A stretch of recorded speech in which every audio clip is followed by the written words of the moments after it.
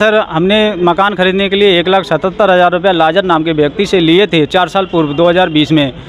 अब उनको हमने 2-3 साल में 2023 तक हमने पूर्ण अदा कर दिया, सारा पैसा अदा कर दिया। अब उन्होंने इल्ज़ाम लगाया कि इतना पैसा रमेश पे आता है और हमारे पास कोई सबूत ना होने के कारण 64,000 रुपये उन्होंने माना, जो हमारे पास सबूत था वो ही माना और बाकी उन्होंने नहीं माना। मैं भी उस चीज़ को नहीं माना तो उन्होंने एक तहरीर थाने में ट्रांजिट कैंप में दिया।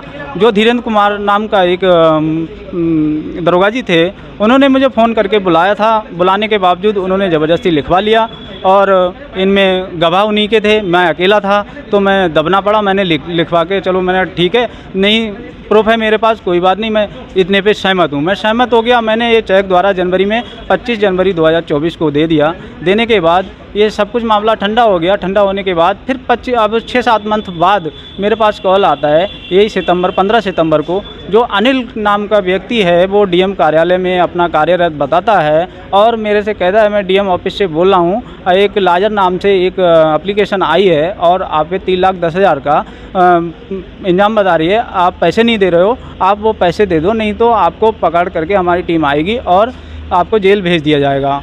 तो मैं उनसे बात करता हूँ, करते करते उन्होंने अपना कोई वो नहीं बताते हैं, दबाव बनाते हैं और मेरे लिए धमकियाँ देते हैं।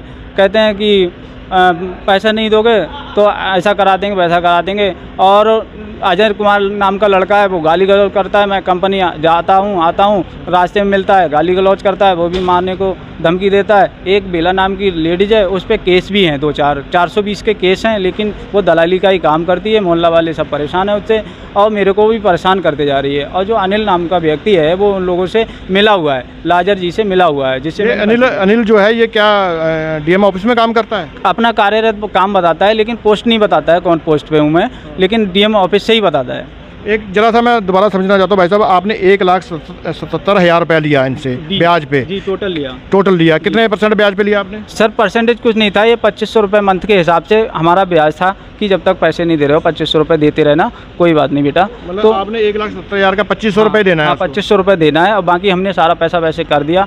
और 2,500 रुपये का मेरे पास 3-4 मंथ का सबूत भी है, जो 2,500 रुपये के हिसाब से दिया है ब्याज, वो मेरे पास सबूत भी है। तो क्या ये जिसने ब्याज पे दिया ये रजिस्टर्ड है, इसको अथॉरिटी है ब्याज पे पैसा देने की? नहीं, मैंने जब वो सहमत थे, मेरे को चाहिए था तो मैंने ले लिया सर। उन्होंने पहले फांस रखा था कि बेटा माना कि ये माना, तो मेरे को लेना नहीं था। लेकिन उन्होंने कहा प्लॉट की रजिस्ट्री करा देंगे, प्लॉट की रजिस्ट्री नहीं हुई, मकान की रजिस्ट्री हुई, तो मेरे को महंगा पड़ा, तो मेरे को अर्जेंट में लेना पड़ा। तो आपने पैसा एक बार वापस कर दिया, ठीक है जी, दोबारा फिर आपकी तरफ पैसा उन्होंने निकाल दिया? जी, अब 3,10,000 का मेरे पे इंजाम लगाते हैं। अब वो नहीं देता हूँ तो मेरे को मारने की धमकी देते हैं। जब आपने 2.25 लाख करीब लिया, अब 3,10,000 कैसे बन गया? मैंने इनको डबल पैसा दे चुका, 1,12,000 रुपये ये फालतू दे चुका मैं इनको। अब वो 3,10,000 का फिर इंजाम लगाते हैं, घूसखोरी का या कुछ भी दबाव, एक दबंगई के हिसाब से मेरे से लेना चाहते हैं। जब आपने बता रहे हैं कि जनवरी में 7-8 महीने पहले आपने इनको सारा एक बार मसला निपटा दिया था, उस समय आपने कोई इनसे साइन वाइन नहीं कराया या लिखवाया नहीं आपने? ये एग्रीमेंट हुआ, मैं एग्रीमेंट पे ही सहमत रहा। एग्रीमेंट हुआ था लिखित में, सर एग्रीमेंट है, ये एग्रीमेंट पे हुआ था, उसके बावजूद मैं इस पर ही सहमत रहा। ये एग्रीमेंट क्या मान्य नहीं रखता है सर, इस पर साइन हो रखे हैं बेकायदा। ये चेक मैंने लगाया था, 25 जनवरी को चेक लगाया था सर, ये चेक द्वारा दिए गए हैं। उन्होंने पासबुक सेंड कर रखा था, धोखाधड़ी के हिसाब से पासबुक से उनके चेक बैंक में पैसा गया है और ये गूगल पे फ़ोन पे किया है। ये पैसा उन्होंने माना, बाकी नहीं माना था, तो मैंने ये भी दे दिया सर।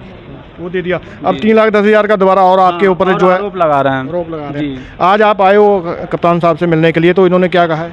इनसे अभी मुलाकात नहीं हुई है, अब बातचीत होगी। मैं तो यही इनसे उम्मीद रखूँगा कि मेरा ये मामला सुलझाएं और जो ऐसी घटनाएं आएँ उनको सुलझाने का कष्ट करें। जो दूसरे के नाम पर या किसी विभाग के नाम पर ठगी कर रहे हैं, उनको दंडित किया जाए सर।